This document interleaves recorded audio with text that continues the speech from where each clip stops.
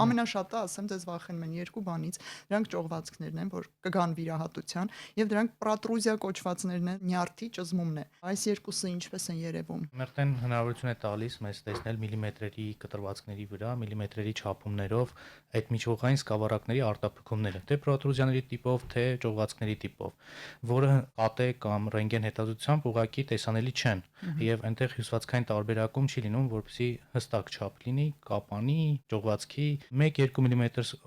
միլիմետրից սկսած արտափքումները արդեն տեսանելի են MRT-ով ու հնարավորություն է տալիս մեզ ասելու կա այնտեղ նյարդարմատիկային ազդեցություն, կոմպրեսիա, ճնշում առաջացնում է այդ ճողվածքը, ինչ տեղակայում ունի